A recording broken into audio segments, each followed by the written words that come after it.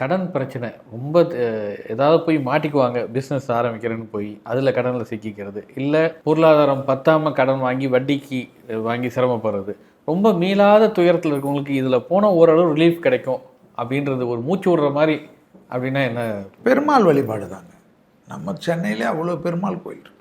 அந்த பெருமாள் வழிபாடு தான் உங்களை ரொம்ப பெரிய லெவலுக்கு காப்பாது. பெருமாளை பிடிச்சிக்கணும். அப்போ தான் அந்த கடனுடைய அமைப்பிலே கோச்சாரத்திலே பார்த்தீங்கன்னா 6ஆம் இடம் வந்து கன்னி. இந்த கன்னிக்கு அதிபதி யாருன்னா புதன். 2 கோயிலை பிடிச்சிக்கலாம். குருவாயூர் கிருஷ்ணர், அவர் மகாலிங்கபுரத்தில் இருப்பார்.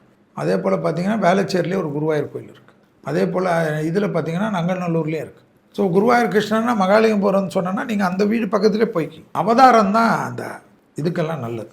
அதே போல் உங்களுக்கு பார்த்திங்கன்னா பெருமாள், பார்சாதி கோயில் பெருமாள், எவ்வளோ சுற்றி பெருமாள் இருக்குது. சென்னையில் எவ்வளோ கோயிலில் இருக்குது. முகப்பேரில் கூட சீனிவாச பெருமாள், டி நகரில் பெருமாளுடைய திருப்பதி தேவஸ்தானத்தினுடைய அமைப்பு இருக்குது. மகாலட்சுமி கோயில் இருக்குது. ஸோ எங்கெங்கே பெருமாள் கோயில் இருக்கோ, மயிலாப்பூரில் சுற்றினீங்கன்னா அவ்வளோ பெருமாள் கோயில் இருக்குது. ஒருத்தரை பிடிச்சிக்குங்க, போயிட்டு தாமரை மலர் கொடுத்து அர்ச்சனை பண்ண கண்டிப்பாக ஒரு விமோசனம் கிடைக்கும். அதோட ரொம்ப சேஃப் பார்த்தீங்கன்னா, நான் சொல்கிறது அந்த ஆழ்வார்பேட்டை ஆஞ்சநேயர் வந்து எனக்கு ரொம்ப நிறைய பேருக்கு நான் சொல்லக்கூடிய விஷயம். ரிசல்ட்டு கொடுப்பார். இந்த ஆழ்வார்பேட்டை ஆஞ்சநேயர், அவரை பிடிச்சிக்கங்க, கண்டிப்பாக நல்லது நடக்கும்.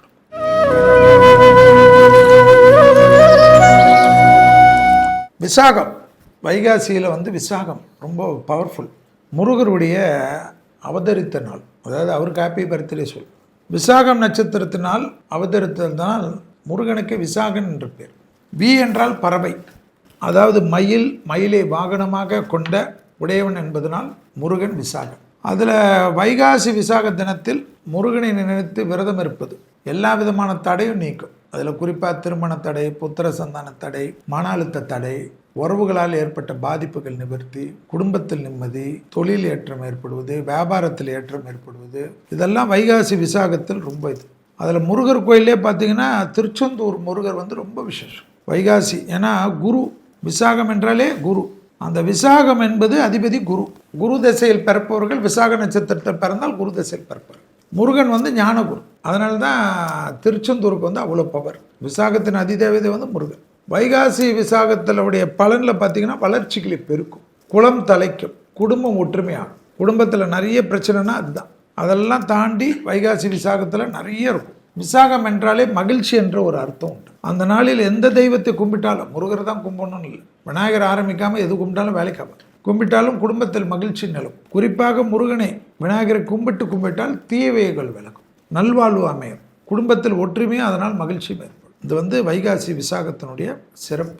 அடுத்தது வந்து சிவப்பு நிற பூக்கள். இது வந்து அர்ச்சனை பண்ணுறது, பெரிய ஏற்றம், பெரிய அனுகூலம் ஏற்படும். முருகனுடைய துதிகள் பாடுவது அல்லது கேட்பது, குடை, செருப்பு, நீர்மோர், பானகம், தயிர் சாதம், ஏன்னா வெயில் காலம், இளநீர், இது போன்ற பொருள்கள் தானம் கொடுக்கும். அதே போல் வந்து சம்மர் காலம் என்பதனால இது மாதிரி நிறைய தானம். காவடி எடுத்துக்கிறது, அழகு குத்துறதெல்லாம் அவங்கவுங்க வேண்டுதல். பயபக்தியோடு முருகனை தரிசனம் செய்யும். எந்த கோயிலுக்கு போனாலும் முருகருக்கு விசேஷமாக இருப்பது பசுனை. அதனால் பசுனையாக பார்த்து கொடுங்க. இந்த ஒரு 50 கிராம் கொடுங்க, இல்லை அரை கிலோ கொடுங்க, இல்லை 500 கிலோ கொடுங்க, உங்கள் வசதி. பெரிய மிராக்கள், பெரிய சந்தோஷத்தை ஏற்படுத்தி தரும்.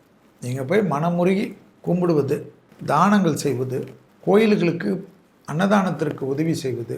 வைகாசி விசாகத்தில் நீங்கள் அரிசி பருப்பு எது கொடுத்தாலும் சரி, கல் உப்பையும் சேர்த்து கொடுங்க. கல் உப்போடு சேர்த்து கொடுக்க எல்லா தானமும் சிறந்த தானமாக விளங்கும். கோயிலில் கொடுக்க மாட்டேன், ஏழை எளியோருக்கு கொடுப்பேன்னாலும் இன்னும் நல்லது. யாராவது கஷ்டப்படுறவங்களுக்கு சாப்பிட்றதுக்கு வைகாசி விசாகத்தில் கொடுப்பது அற்புதமான பலனையும் சந்தோஷத்தை தரும்.